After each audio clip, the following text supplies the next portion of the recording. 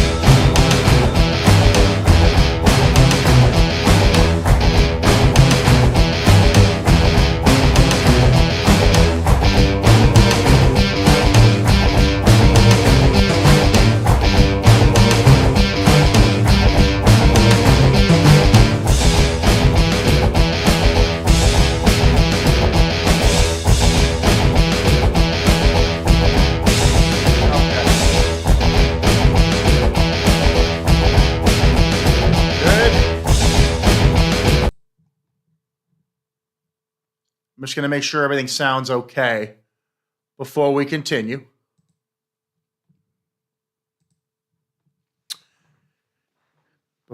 So let me just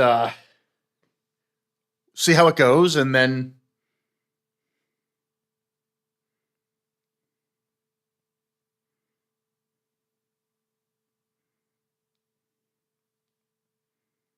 it seems fine to me.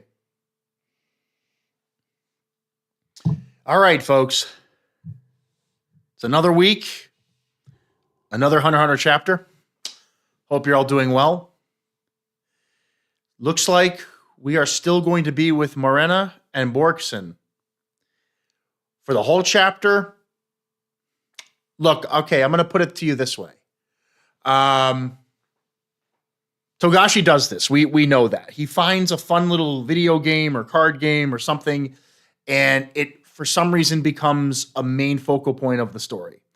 It's true with basically every single arc of this of this story, ever since Greed Island. He's always had a sort of game as a focal aspect of the arc. Am I going to say that Morena's card game is going to be the most important thing in this arc? No.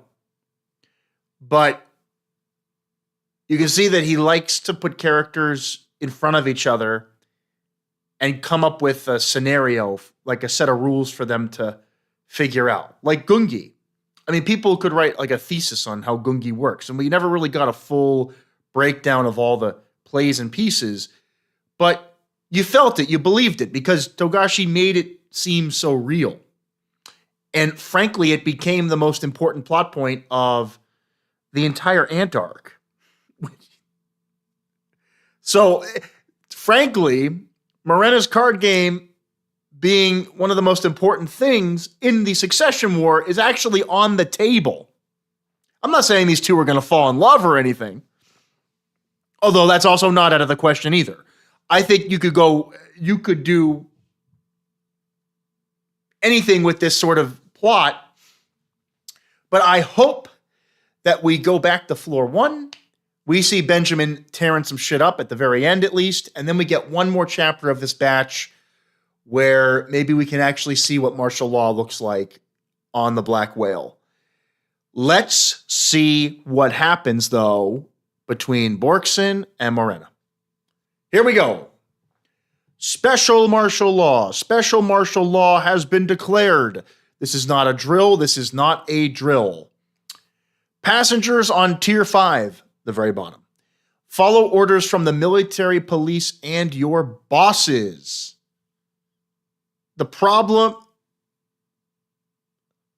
of an upper tier will not affect Tier 5. Do not be alarmed.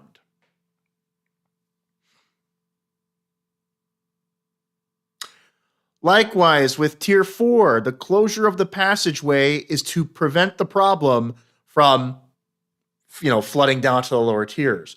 Safety measures are in place, and this issue will not affect Tier 4.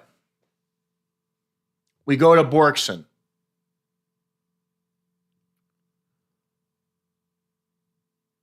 Let's start with the announcer. All citizens on Tier 3 face the nearest wall and knee down. Place both hands on the wall and stand by. Do not move until you receive orders from the Royal Army.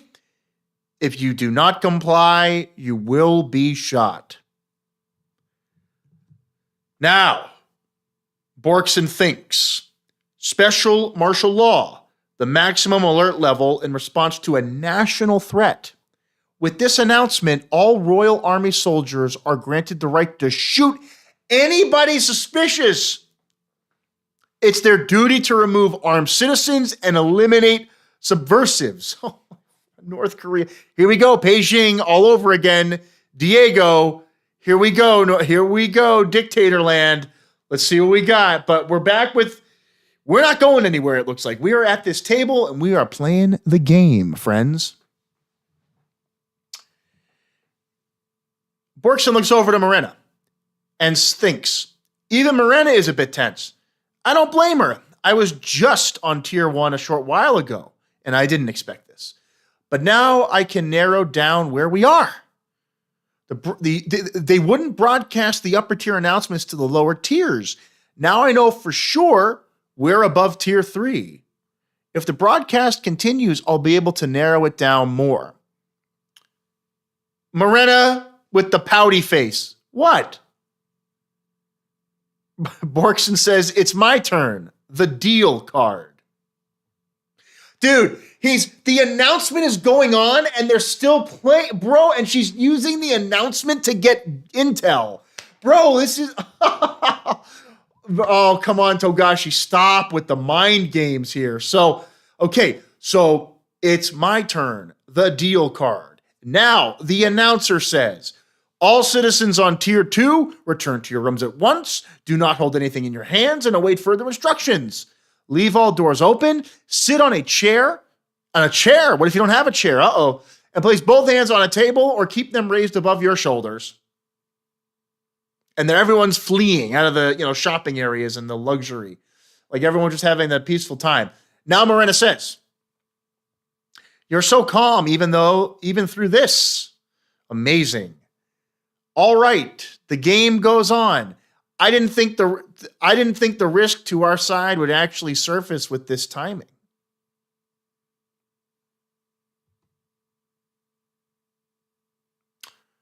Borkison thinks, at this volume, she should have heard me over the announcement. If she was listening, she had to ask twice because 1, she was distracted by the announcements, or 2, she needed to buy time to organize her thoughts. Either or, this interruption benefits me. She understood the emergency, yet agreed to continue the game. She either thinks this hideout won't be found, well, we know the truth about that, or she's confident they won't be neutralized. This isn't that big a deal for me. If this game continues without a hitch, we won't argue over the results.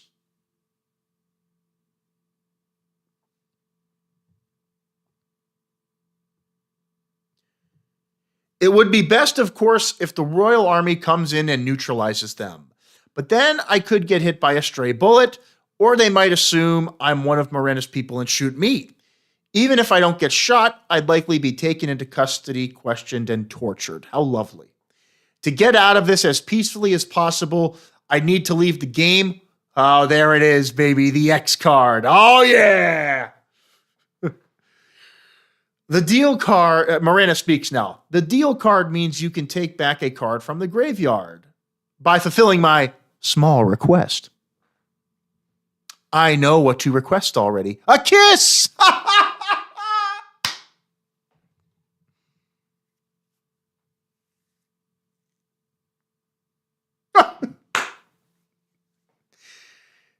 Could he? First of all, we know that she's going to get the ability. See, was this all just a ruse to get her to kiss her? Does she have to be willing to have the kiss? Is that the whole point of the ability? She has her, man. It's over. And Borkson, I'd rather not. And Morena says, mouth to mouth, a deep kiss, just one, but it'll last until I'm satisfied. Hisoka, anybody? Yes, it has to do with my ability, so I'll warn you. The kiss is one of the conditions to grant my ability to my followers. And she told her straight up.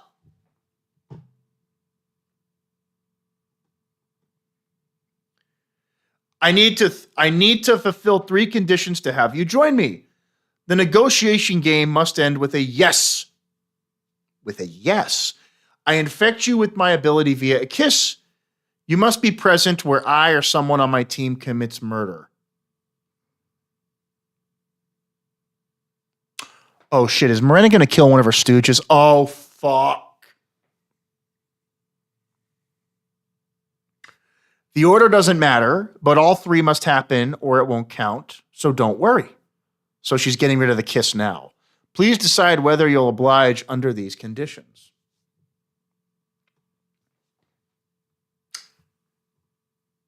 Now, back to the announcement. Everyone on Tier 1, please return to your rooms and await a military investigation. Once that's done, your freedom to resume your daily activities prior to martial law is guaranteed. It guaranteed nothing on Tier 1. You ain't guaranteed shit on Tier 1. Especially with Benny Boy. If it is Benny Boy. Unless this is Halkenberg. Again, people are thinking it's Halkenberg. And then Borkson thinks the emergency broadcast is meant for Tier 1. It would never be broadcast to the lower floors. It means we're in Tier 1. Was there a way on this ship to kidnap me from Tier 3 and bring me up all the way to 1? That can't be right. She's the Haley boss. She pretends to be the second track faker to take over. She had a residence on Tier 1 to begin with as a shadow to the Royals. If they've set it up so they get all the broadcasts here, we could be anywhere. Yeah. I would assume that. Frankly, I think they have an open channel and it's like,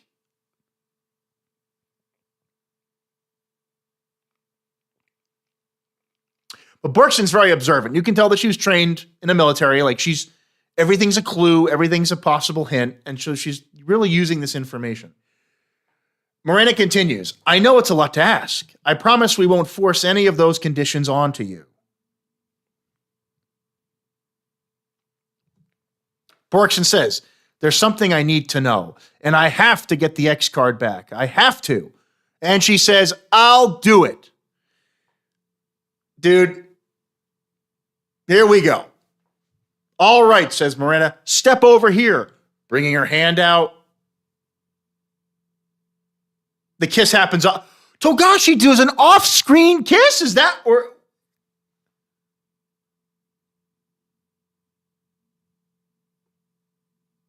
Togashi does an off-screen kiss. Togashi's hilarious, bro. You get 2 speech bubbles on the ship. Or maybe it's before the kiss. We'll find out. Wow, I'm sorry, says Morena. And then Borkson says, huh? What for? Well, I didn't think that would be your first. Do you want to take a minute? And then Borkson thinks, how would you know? Don't answer that. What's the big deal? I want that X card back. Come on, let's go.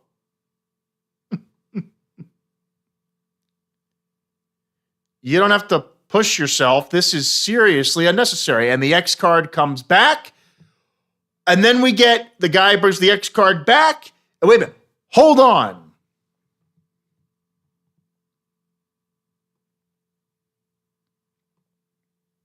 What the fuck? Dude, Borkson is giving me some mad, like, hidden power sort of vibes, bro. Something about this character is throwing me off. We know she's a specialist, so that already makes her special. But something is going on with this character. I'm convinced that there's some potential here. So she does this. They're just staring at her. The X card is in front of her. Borkson asks, these 2 cards, can I turn them over and look at them? The grunt gives a side eye. Morena looks, and Borkson has cold eyes, just staring forward. I took my eyes completely off of them during your sexual harassment session.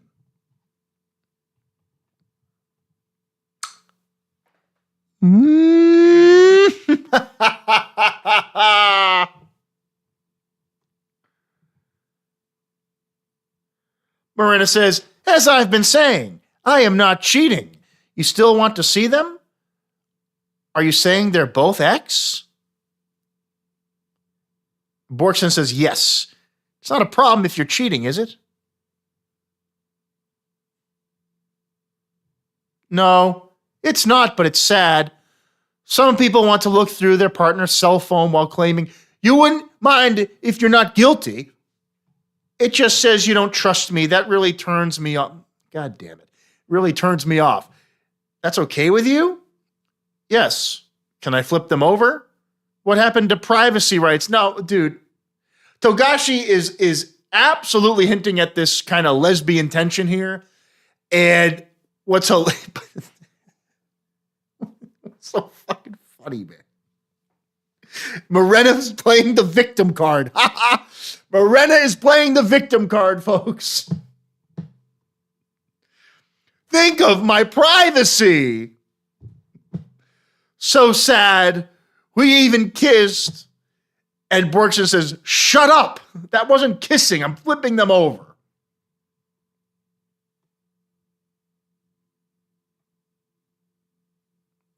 See, says Morena. They're no and return. And then Borkson says, yes.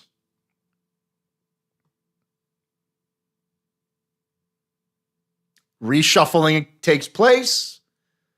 3 new cards. Take your pick. Okay. Borkson looks down. She flips the card, and it's the X card!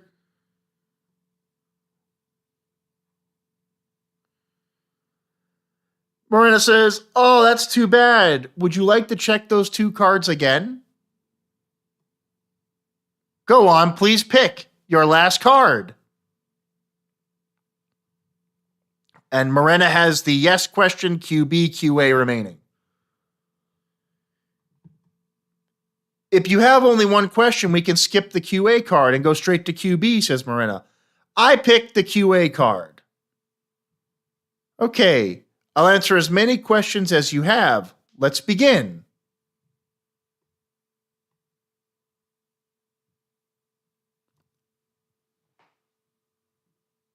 Wait a minute. This could be it could just be tier 1 as the reveal, but something's given me the heebie-jeebies, man. She goes right into where they are. This hideout is somewhere on tier 5. And that should be a question mark.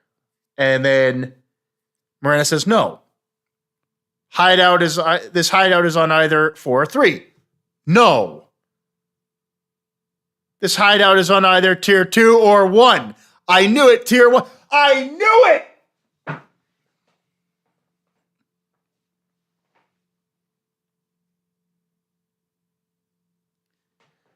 There's probably a tier 6. There's probably a tier 6, my friends.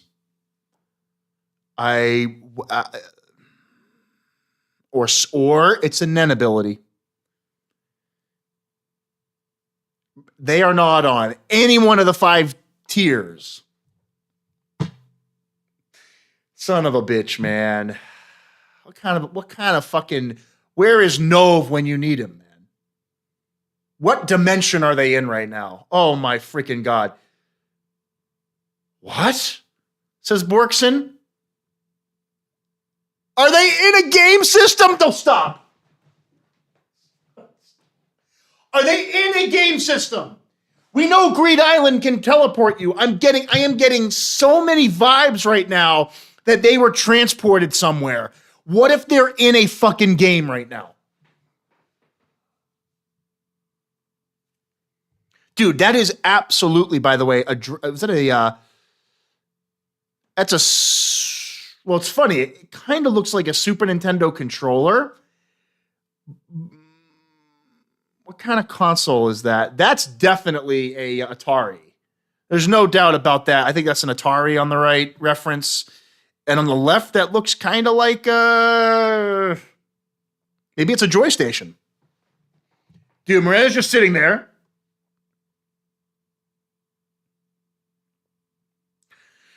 You're lying, says Borkson, and then Morena says, no. Borkson says, this hideout is on board the Black Whale. Morena says, yes. It's a dimension. They're in something. They're in something. I am telling you, they're inside something right now. Bro, Oh my fucking God. Yes! This hideout, yes. But yep, this hideout is made using an ability, says Borkson. Yes and no, says Morena. What? Where could it be? Oh, ominous foreshadowing coming. Uh-oh. It's like Chi 2. Literally like Chi 2. Like probably a lot better than Chi 2, let's be honest. Borkson shaking. There's some, oh my God. Boom. Shaking. There's some electricity. Borkson is shaking. What? It can't be. This hideout.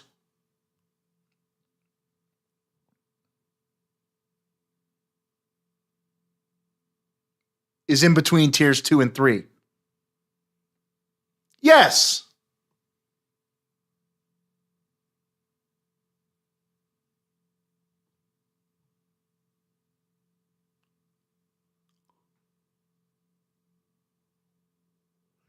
Wait, she came to that conclusion because she heard the gate closing from the announcement. This was planned all along. Since before they built the black whale. Before. This is part of the schematics. That was the sound of the central gate connecting tiers 2 and 3 being completely shut. We must be around here.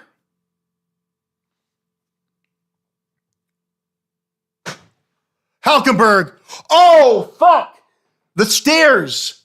Oh, wait a minute. Oh, wait a minute. Wait a minute. Well, he went to 1, but like he was going up. Okay, let's just keep going. The entrance to the hideout is somewhere regular people can access. There are multiple entrances. Yes and no. Yes, says Morena. There are 2 entrances in all. No, says Morena. 3? No, says Morena. 4? No. 5? Yes.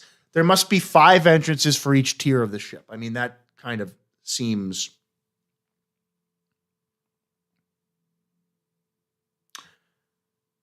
And then there was a pause in how Morena answered, so Borkson thinks taking her time to make sure that she was right on the truth of that answer. So again, we saw one of these entrances with the Phantom Troop, but they weren't able to quite get all the way to Morena because of her lawyer. But you know, these entrances are throughout the ship, and so that's how you can get to her.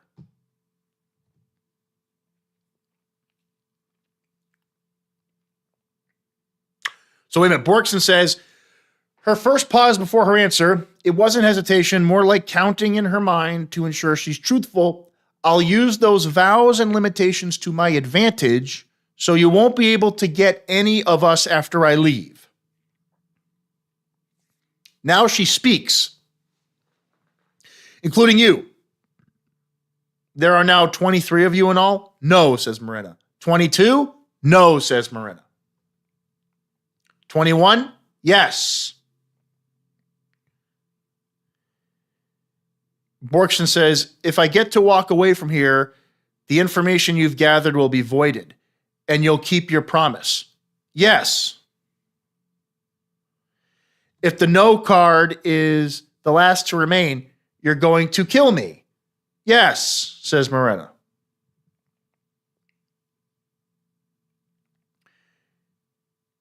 You're the only specialist among the 21 of you. Yes, says Morena. You know all 20 of their abilities. No. There is currently one enhancer. No. I'll squeeze as much information as I can out of them. Like, she's just taking her time. And I mean, this is one of the things is you can ask as many questions as you want.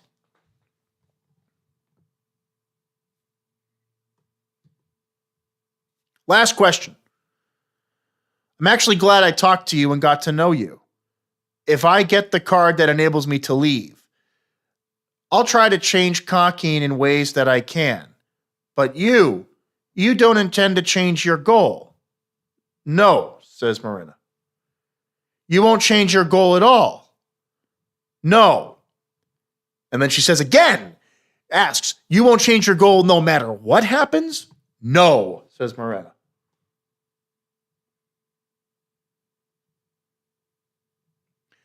If we could find something, maybe anything that could allow us to meet halfway. No, I won't. I will not change my goal. All right.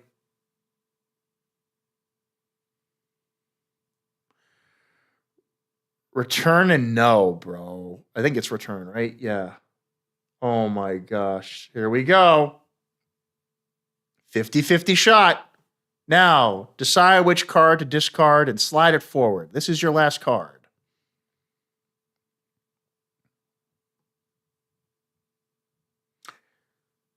50-50 shot. She taps the right card. And let's do this at the same time.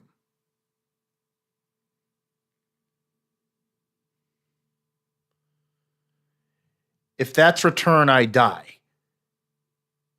If this is return, wait a minute. She speaks.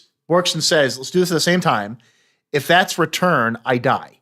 If this is return, okay, I got it. If this is return, I'll forget everything that happened here and leave. All right, then, on 0, 3, 2, 1, 0. Flip.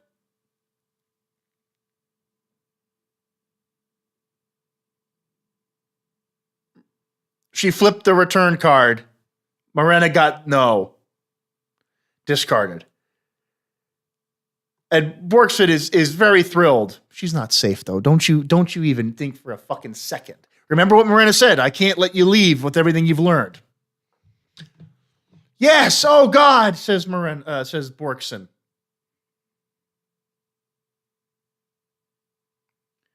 Marina says, congratulations. A shame, but it is what it is. Now exchange return with the card you want and the game is over. She crumpled the card in her excitement. I crushed the return card. It's all crumpled now. That's okay. We use a new set every time.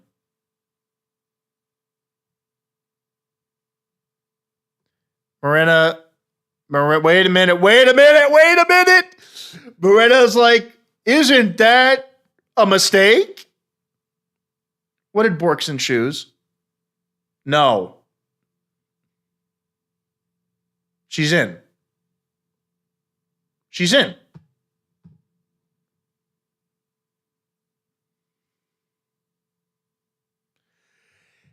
And Togashi takes us into a whole circle just to get to the final answer that she's joining Marina's crew. This could have all been done in one chapter, but he made it 3. Typical Togashi, folks. He extended this out for 3 chapters, made the card game a lot more complicated, the motivations of the characters, but Borkson ultimately joins Marina. We know that Borkson wants to learn some more things. She probably also thinks that Marina has more leverage in her position. Maybe Saradnik, hello. I mean, there's things about that. But I could tell that this character had potential. This Borkson, like, the chapter, like, in the moment might not be, wow, incredible. But this character is going to matter. I promise you that Borkson's going to do something. Probably not survive, but I mean, this is literally, again, Togashi likes to do this where he puts 2 characters on a table and has them play a game and going through all their psyches and questions and thoughts and evaluations. And he took one chapter and theme and made it 3. because he really wanted to play this out. This Borkson character has to mean something. She's innocent. We know that. She's not really been in love before, it looks like. She's young. She is militarized. She has kind of a compromising nature, but she's very intelligent. Again, in this arc, being intelligent is very important. So these types of characters are resourceful and valuable. Just having the right eyes and ears can get you a long way in this current arc. So like she has like the tools and I can see this character doing something interesting. And she's joining Morena's crew. Now here's the thing. Will Borkson get an ability? Will Borkson kill people? I mean, she just said yes. Did she only say yes because of martial law? That's another thing to think about. Is this simply just due to the fact that martial law was called?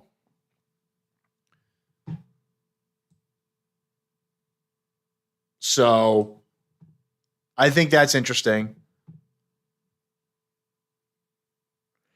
All right, I'm back. Yeah, again, this is not going to be one of those hype mega chapters. I'm not expecting a lot of action. I mean, literally, not a lot was divulged here that we haven't really seen in the last couple weeks here. But we did conclude the card game. It looks like, and yeah, Togashi built this. This is a build-up chapter. So again, I'm not gonna sit here and say like this chapter blew me away. No, I call this a transitional chapter. But Borkson is with Morena and martial law is in effect. So, in classic Togashi fashion, this was set up. Something here there's something going on here. Something's going on here. I think martial law had a big part into why Borkson chose yes. I also think that maybe Morena's backstory motivated Borkson enough to kind of hate her home a little bit and question it. And again, this is not an experienced character. She's young. She's curious.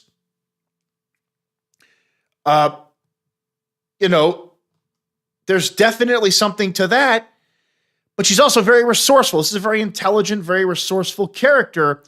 So I could see this character evolving into a capable mover and shaker, if that's what you could say. So, I mean, if anyone wants to start the Borkson fan club, now's the time, because this is going to matter. I could see this character, for all we know, and by the way, this is all completely a guess, but for all we know, Borkson's going to be the one who kills Saridnik. I mean, we don't know. I mean, we have no idea. This arc is very much, Togashi feels a certain way and wants to do stuff. I think it's a combination, though, of Morena's backstory, Carne and Majeste, but and then also martial law. And I think it's just showing you this character made a choice that Morena's awful and they're killing people, but we're under martial law and the soldiers have right to just shoot whoever they want, basically. Is this a hypocrisy? Am I a patriot, or am I trying to find a new way forward? Maybe Morena is the way forward for me. Maybe I have nothing to look at in my life. I mean, you're in that stage. I'm just going to guess. Borkson's probably around 20, 22 years old. It's just a guess. All right. Morena's, I think she said mid-20s, right? It's like this character is trying to get out into the world and become her own person. And probably Morena allows that more than the rigid military state that she originally was brought up in and had to serve. So that's my theory. My theory is that the whole situation and the timing of martial law and learning about this Carne and Majeste thing, it convinced her. It wasn't the card game that convinced her. It was Morena's story and the whole situation unfolding that made her choose. I think that's ultimately what this is showing us. We will see. We will see. Or is it just Borkson getting to the inside and figuring out what the fuck is going on and then finding a way to beat them? That, of course, is obviously on the table. So anyway, I think that's going to do it for this one. If you guys have any thoughts, Sun Eater, what's up? What's up? Morena's got 10 steps ahead. She's not done cooking. Dude, Morena had that chapstick ready, bro. Like she was ready. She's always ready. A couple things, though. We know Morena is the only specialist amongst her posse. That's important. Borkson would be the second specialist amongst their group. So actually, their percentages are much higher. Right? Because 26-10 is 2.6. So they're actually almost at 10% of the faction being specialists, which is much higher than the national average or the global average or whatever the average was established. So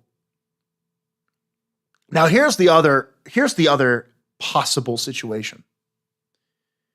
Is there any connection to Crollo and this character? I don't know. I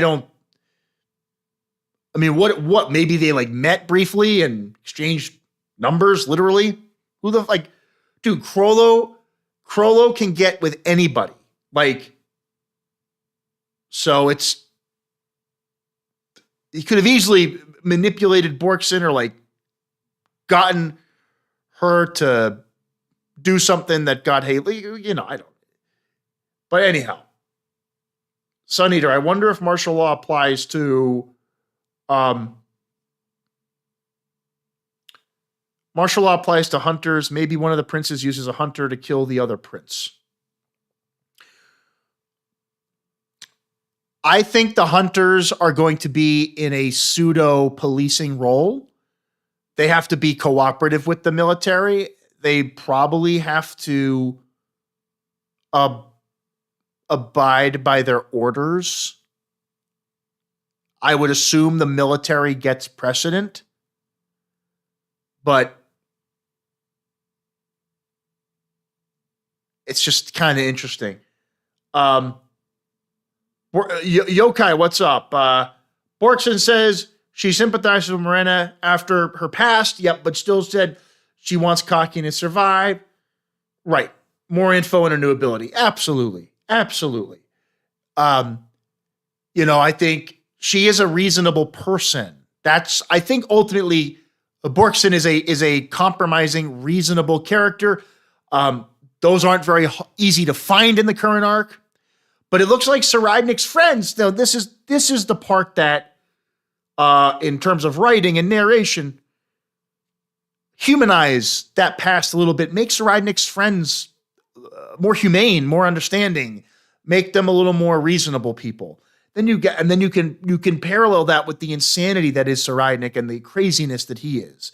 So I think that you need people like that in a military state, in a dictatorship. You need reasonable people. You can't just have patriots who, yes, of course, that's going to lead to genocide and horrible things. So you need people to have their own strength and motivation and opinion, even if they're patriotic. I think that's ultimately what this is telling us here. And Yokai thinks is going to be a backstab. Absolutely in play. Freaks. The famous Freaks line.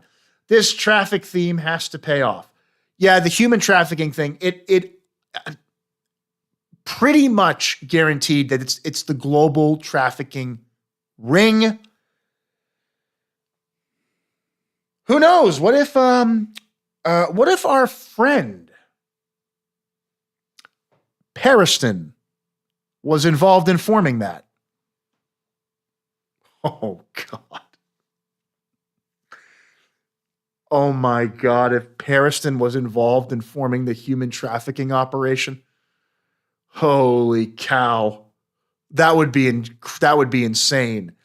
Um, but I think Meteor City is a result of the Cockeen / global trafficking, you know, conglomerate or Sun Eater. Borkson doesn't act like a specialist. Maybe Marina is lying to make her feel special. Or maybe she has some type of support and then specialist ability. Yeah, we'll have to figure out first of all if she ever even learns Nen. Like if she gets the power and starts killing people.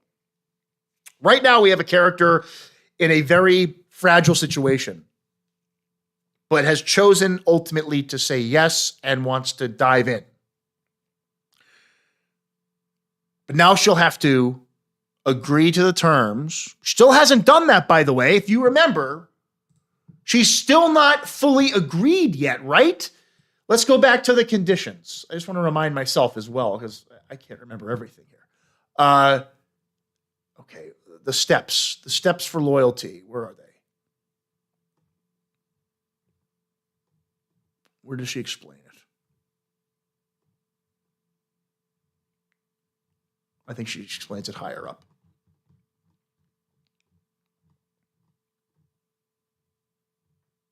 Hold on. Just give me a second, guys. I just want to read this again. Here we go. The need to fulfill 3 conditions. She's completed A. She's completed B.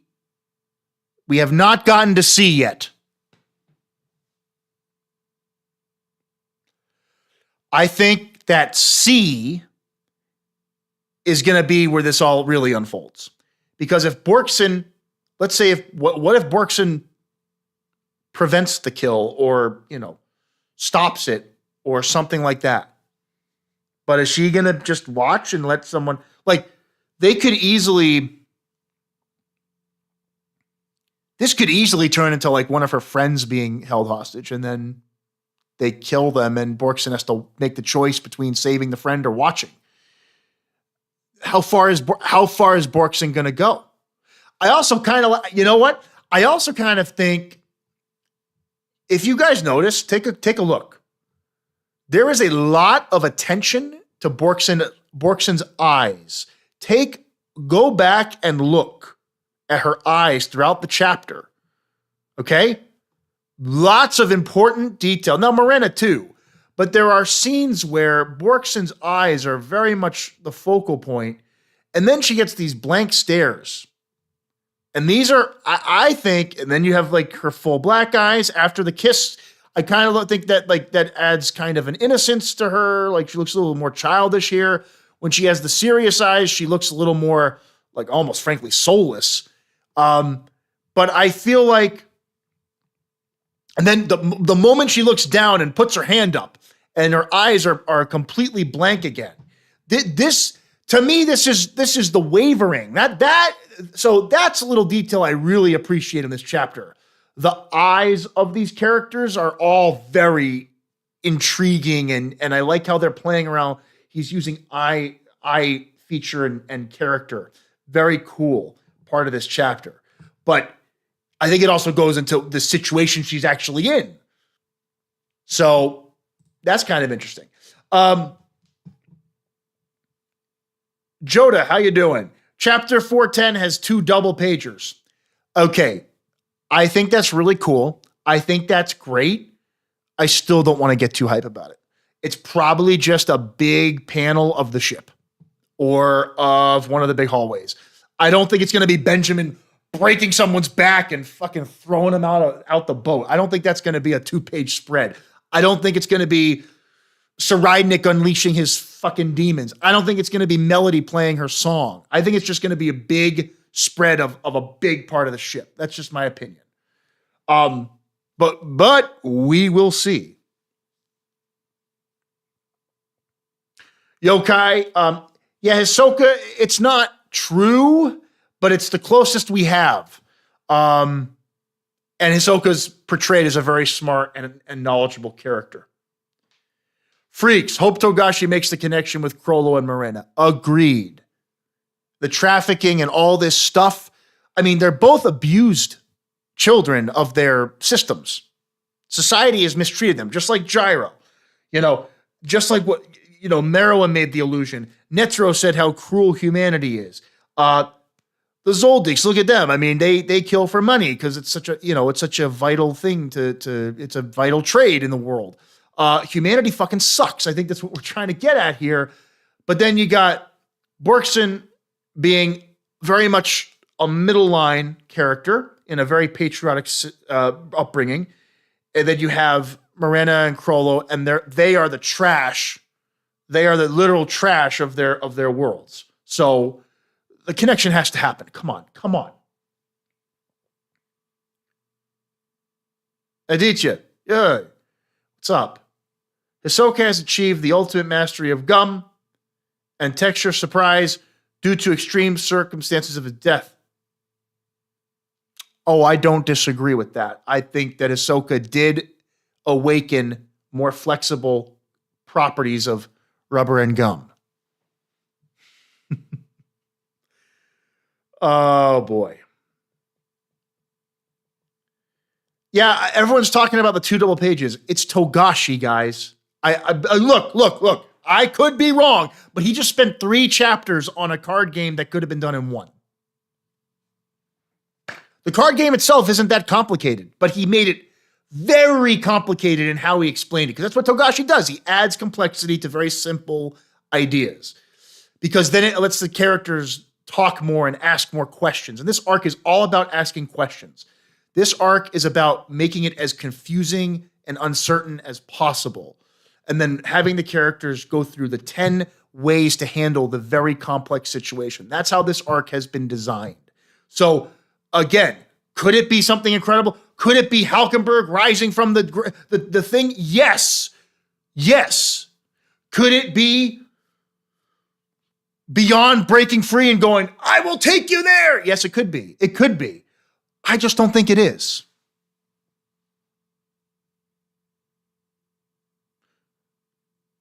It could be a flashback to Meteor City. It could be connecting Crollo to the human trafficker. Is it Hisoka killing Banalanov? Maybe. But my money's on it just being a big picture of the ship. I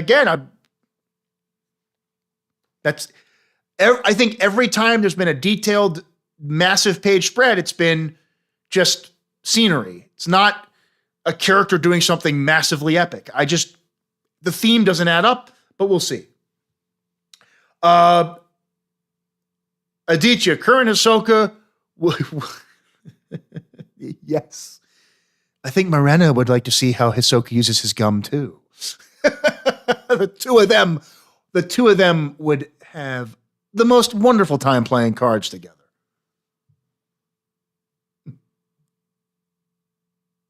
Dude, I know everyone's like, Hisoka likes kids. No, Hisoka likes strong, capable people. Can you imagine Hisoka playing this game? Oh my God.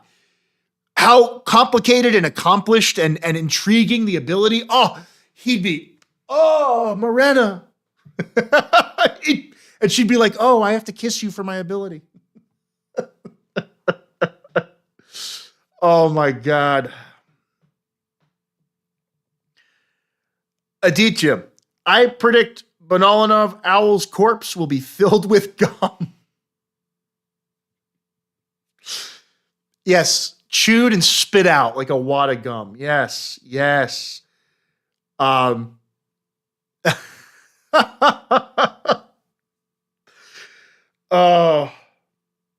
you know what would be even funnier? What if Hisoka kills Banalanov while Banalanov is playing as Hisoka, and Hisoka uses texture surprise to be fucking Crollo? Let's fucking go. Let's go. Let's go. If Hisoka kills Banalanov in disguise. Come on. Come on, people. Come on, you know you want it. You know you want it. Freaks, I love how Togashi's characters deal with problems, information, and disinformation. Exactly. And a lot of people get overwhelmed because of how many narratives are going on, because we had audio, and we have audio and mental, and we have dialogue. We have 3 forms of communication in one scene. Like in a movie, it'd be very hard to do this well because you're hearing it, but you can read it.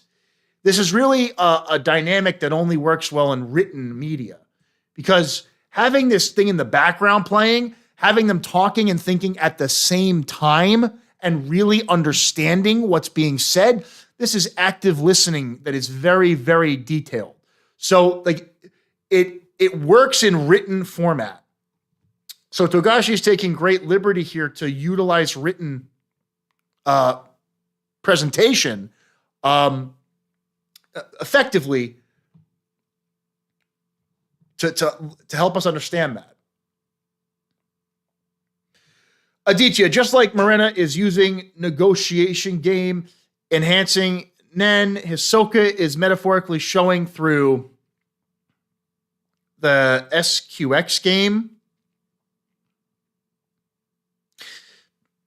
that he is locked in and his Nen is off the charts, like Gon's Nen versus Pito.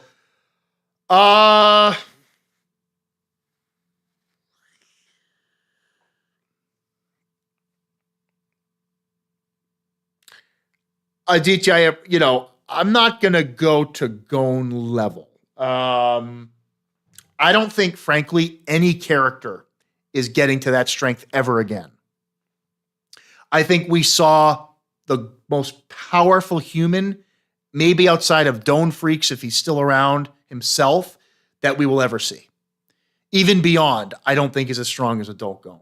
I think the whole point of Adult Gon was to show us the pinnacle of humanity for 2 minutes. Passing even a royal guard. Like, that's pinnacle of humanity. I don't think Ahsoka's there. Now, talent-wise, he's one of the best of all time. His talent is different. Like, so, because again, Adult Gon would one-shot Crollo with a snap. Crollo's dead. It's just like, dude, people need to realize just how strong Adult Gon was. Some people still underrate him too. Like, it's depicted that he's strong enough. Well, first of all, he can incapacitate a royal guard with one shot. Meanwhile, you have Godspeed Killua, who, Phantom Troop-ish level, maybe, kind of, couldn't even damage one. So let's just start after punching him like hundreds of times. And the guards and Yuppie's like, oh, this guy's so fast, not damaging him. Gon one-shots a royal guard. Arguably the strongest one, narratively speaking. So, we need, context is very important. So I think Adult Gon is the strongest human we will ever see on paper or video. Ever. So enjoy it, because you just saw it. But that's the art. That's how Togashi writes, too. Let's keep going. We're getting some more comments. Yeah, guys, if you have any thoughts or just want to have fun, because this chapter was, pretty basic. Nothing. We have to sometimes get these, but it's fun to talk about the story too. So happy to kind of talk about almost anything at the, Hunter x Hunter related.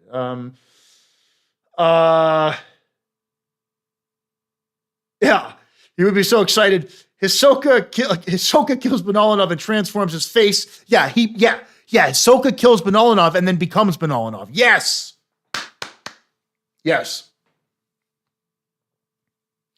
So Togashi wants to break our hearts with this relationship. Yeah. Sun Eater, Gon is a 1 in 100 million Nen user. Hisoka is not there. Well, I wouldn't be surprised if Hisoka is also not a super omega rare talent as well. But the level of sacrifice is different. Hisoka it's not like he didn't sacrifice himself. He basically got himself killed. That's a little different, right? His desire and derangement is so strong that his nen brought him back to life. That is showing his personality more than anything else. So, I mean, we'll have to wait and see. Aditya, I am not saying adult Gon, I'm saying a Gon who is abnormally flared up nen. Oh, you mean 116. Okay. Hisoka is much stronger than you think. His mastery of gum is ultimate level after his death. I mean, Aditya, I don't disagree with you. He's one of the top nen users around right now in the story. That's not a debate. But he's not Royal Guard level. There's no way. Like I don't even think he's beating Razor. I think Razor still beats Hisoka one-on-one. Freaks, honestly, he will never get that powerful. The condition multiplied the power.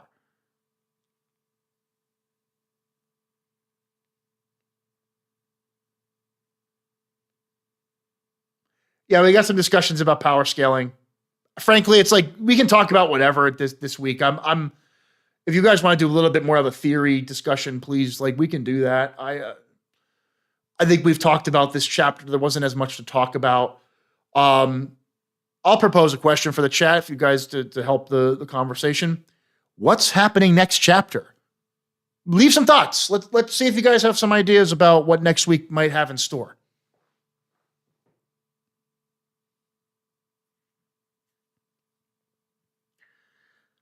Sunny does say Togashi's still hiding Jin and Beyond's group. He's definitely cooking something.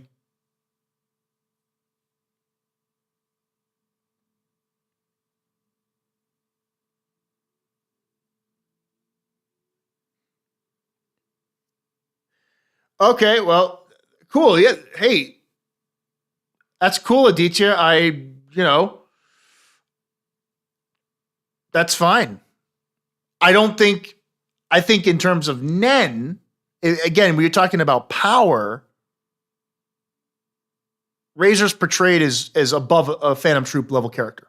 He also took on Sokka and Biscuit together, using his Nen across the island and his Nen being dispersed between puppets. So Razor by himself, with all of his Nen capacity, you can't take the skill. Also, I don't think you can take the skill level from that Nen chart as how powerful the character is. It's a different idea. It means how focused on their category they ultimately were. It doesn't dude, Netero's a better manipulator than almost any manipulator. He's manipulating a giant fucking Nen beast, and it's going faster than the speed of sound. That's manipulation. You think any No. But he's not a master manipulator, but he's more talented in manipulation than any manipulator. I mean, but you just got to think the Nen chart shows how devoted you are to one practice. Doesn't mean that you're not power is different than mastery. Does that make sense? The Royal Guard weren't masters in their Nen category, but they're far more powerful, way more powerful. That's the kind of idea I'm getting at. Sun Eater, martial law sounds like the perfect time to attack. Oh, hell yeah.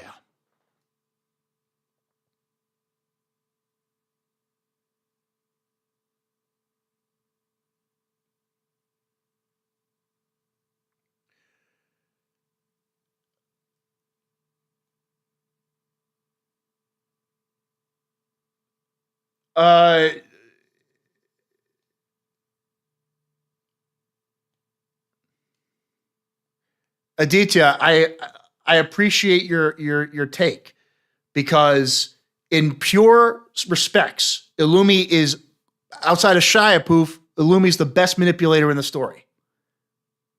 But who's winning the fight between Illumi and Netero? Is Illumi getting one single needle off on Netero? Hell no. He's dead before he can even move. Please, that's what I'm getting at. I'm not trying to argue how talented these characters are in their mastery. It's simply how powerful they are in combat. Illumi's getting folded like a cheap lawn chair in a millisecond.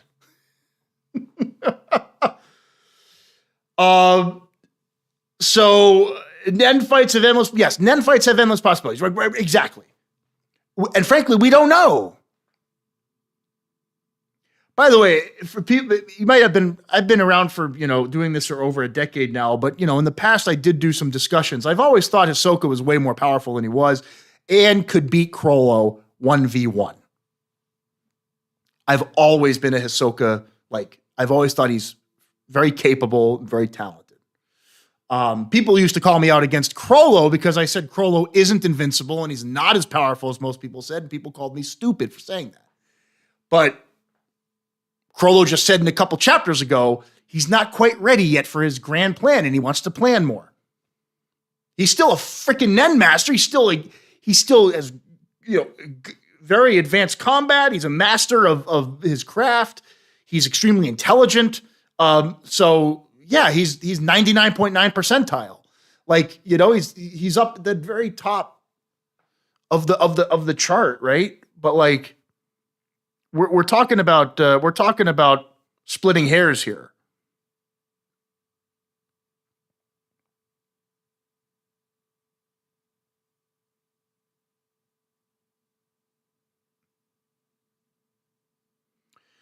This is okay. You know what?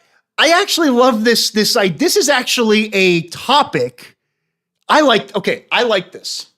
And all respect, guys, we're talking about a fictional story. We're having fun, but I love debates are a lot of fun.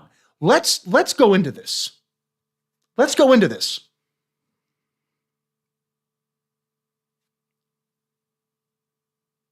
Netero's level of manipulation is physically based. But is it still not manipulation all the same? He had 99 attack patterns that he can use in unlimited combinations faster than the speed of sound. And the Buddha is 50 feet tall.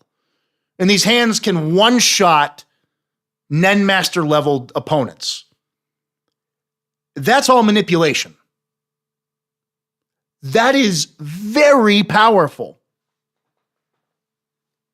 Illumi can control hundreds of zombie, people. He has complete mental control. He can take people across, his puppets can go walk the planet and they're still loyal to him. I forget how far his range is, but the Needlemen, they allegedly just keep going on and on forever until they die.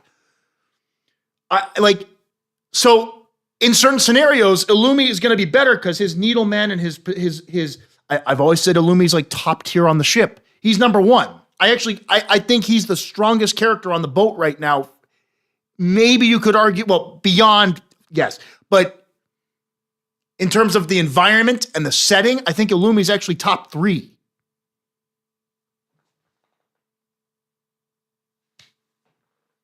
Because it's a political environment. It's a societal environment. It's not a one-on-one fight. But, Netero's manipulation is ridiculous. I mean, it's ridiculous. And he's not even a manipulator. We're opening. This is the dialogue. This is where I like to get into the talk and the detail. I know it's kind of we're derailing this. Fuck it, I don't care. That's where manipulation and the Nen categories and being a master. If you're strong enough, who fucking cares? You can just be flat out so strong that you can master other categories better than even masters of that category. I think it's come on, it's crazy. I love this. This is a lot of fun. Yeah, this is great. Netero is so ridiculous. He's fast too much. Aditya, Razor is basically the lowest ranked emitter. He looked strong because Phantom Troop members were spooked. But he got done the moment Hisoka decided that Gon wants a perfect victory and used gum. But what Netero is manipulating is basically an Nen construct. Illumi can control thousands of needle people with precise control without any hand movement and any thought process. Well, the only thing is, Aditya, Illumi needs to prep all of his needles with aura, give them commands, and then throw them into the skulls or necks or whatever of the people that he wants to control. Now, it's very easy for him to do that because he's so damn gifted. But I don't know, I think you're underrating how talented Netero's manipulation really is of that damn Buddha. It's insane.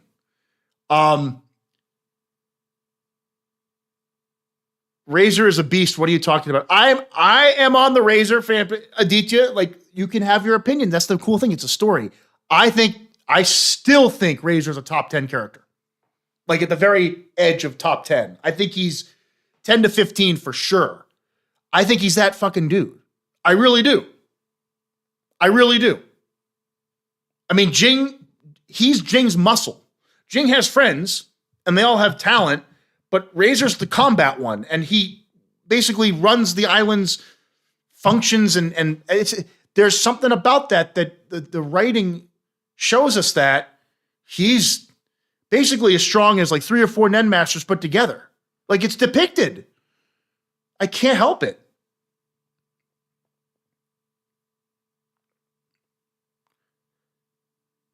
Illumi and Crollo don't want a close fight. They have no chance.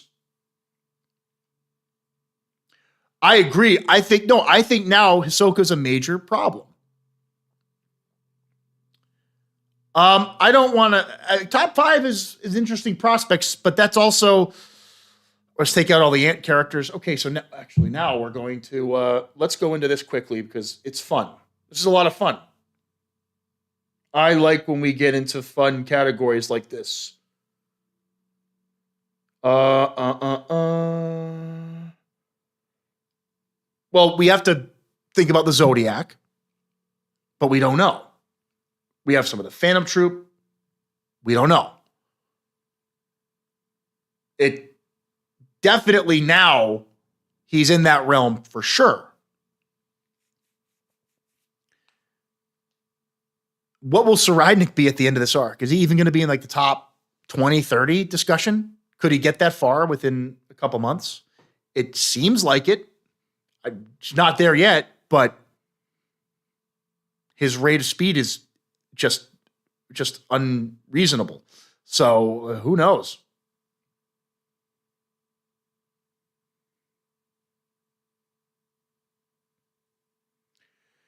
I mean, you got to think about.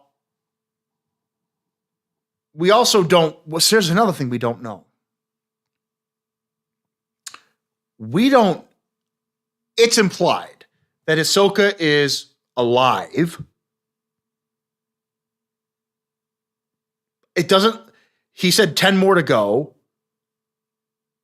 But this is totally a Togashi move. He could totally do this. I am calling it now. I'm making a prediction. Hisoka can't go on a killing spree because of his Nen vow. I'm calling it. His lifespan is temporary. And if he goes on a killing spree, it's going to waste the time he has left. I'm calling it now. I'm calling that is such a Togashi move that he can't go on a massive killing. He realized that his Nen he had like time on this earth because I am calling it now that Togashi did some limitation on him. I'm calling it because that's Togashi. He did it with Crollo, and now you could reverse it. Hisoka's like, I really want to kill you, but I can't because my Nen won't let me. He could easily do that. Oh, Togashi, you're the man, dude. Togashi, you are the man because this is all possible. The way you've written this story in the past, you could easily make Hisoka limited to his resurrection. Fuck, that'd be so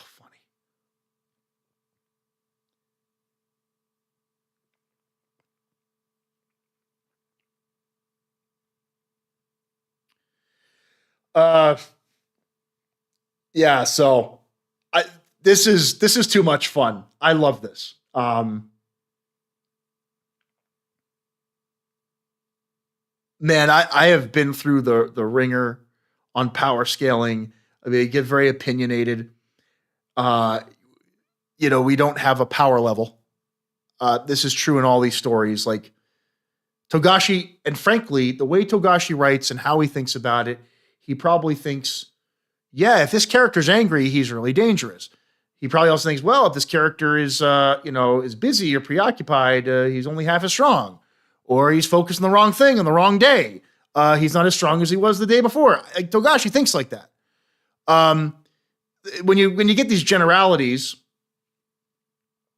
you kind of make assessments based on the evidence that you have. It's not 100% correct. I still think the Guard are stronger than Netero. I still say that. I've still said that. And there are people who think I am an idiot for saying that. But I stand by it. I haven't changed my opinion. I think the Guard beat Netero high difficulty and high injury too, but they beat him. These are takes that like you just like evidence in the narration, and like if you think that Razor's that strong or not that strong. I mean, we're going by what's in the fictional story and the evidence that's there. There's no guaranteed answer. The only thing that's guaranteed is that we know that Knuckles' assessment was the Guard at about 10 times the aura of Morel, give or take. That's a lot of fucking aura. Also, the Guard were using their aura endlessly for weeks, which other human characters can't do. Like Netero was praying and meditating and yes, preparing Zero Hand. But these are characters on that plane where the rules get a little foggy. You have so much aura and so much Nen and so much power that, and Meruem can literally illuminate a kingdom and survive a nuclear explosion, barely, but still can. These are powers that are just, he writes those pinnacle style characters to prove a point.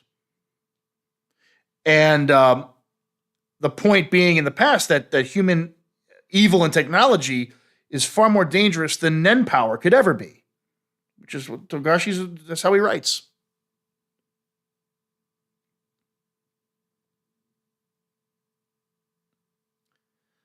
Crollo battled Zeno and Silva both, and they praised him. Silva is basically a better Razor.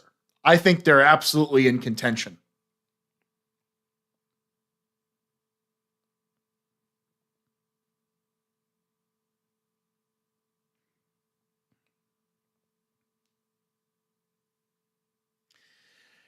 Yeah.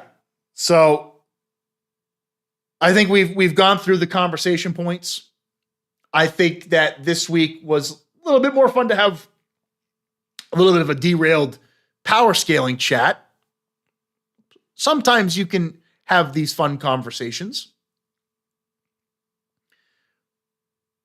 And even with all that said, we're playing cards, baby. We're playing cards. And we have a very light allusion to lesbian love action here, which was very funny. But also Borkson being the innocent kind of negotiating, middle-minded character, opportunist, resourceful, observant, a Togashi classic. Some random side character. Borkson is giving me massive... I call these characters the Welfins. All right, Welfin characters are side characters that Togashi builds up to have more meaning, importance, and relevance. Borkson is definitely a Welfin character. So is Rihan. So is some of the, like Bill. Bill is absolutely a that sort of character. Theta is absolutely a Welfin character.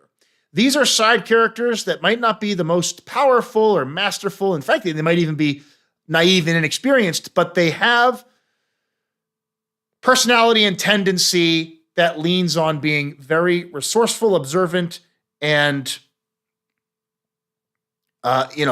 just generally aware and intelligent of the current situation. They're very in tune with their surroundings. They're very perceptive of what's going on and what other people are doing. And their part in the story may come at some pivotal moment where their action sends ripples through the entire plot. Look at Balsamico. I mean, he had his role, but it was ultimately to be a vehicle for Hulkenberg. Nothing wrong with that. I mean, we do need the main plot to move along. That is true. But I like when you get some of these Welfin characters. They're like, this is a cool character. I'm actually, I can't, trade in my stocks now, but I think Borkson's going to be a staple character of this arc. I just have a feeling about that. But Togashi will show us in due time what he wants to do with this character in the Morena situation. And we'll have to see. Last comments, folks. That's right, Sun Eater. Agreed. And yeah, Crollo Dogman. In this corner, we have Crollo. The other corner, we have Dogman. I think Dogman's turning into dog food, but no, I'm just kidding. Crollo, please. It would be crazy, man, if Crollo found Halkenberg. I know that it also doesn't sound possible because he's dead, but if his spirit can be tracked with a Nen ability in Balsamico's body, holy crap. How did that even come about? Who knows? What we do know is that Crollo planned for this trip a lot more than just saying there's treasure on board. He did a lot of homework. Before getting on this ship. He must have found connections to some of the royalty. He has to have ins somewhere. So he clearly got something up his sleeve. Exactly, Sun Eater. These characters can just be like accountants, but they could be accountants that are very nuanced and come from very interesting backgrounds, and they can look at the world in a very interesting way. And that's why we enjoy the story, because even these little more minor characters, they can have such interesting perspectives. And we love to read those perspectives. So I'm going to call that our review for the reaction for the week. I believe we have one more until hiatus. I'm not convinced that our schedule is changing. So this is going to be the last one of this batch. The next one is likely going to be the closer. Look, it's always been 10. It's always been 10, right? Wait a minute. We started on. Yeah. So we'll see. We will see. But guys, hope you enjoyed. That was a fun tangent. Sometimes it's fun to talk about the theories and the characters. But until next week, again, Sunday, we'll aim for, that 12-ish Eastern, 1-ish Eastern time frame. So until then, guys, thank you so much for stopping by today. And I hope you had a good time.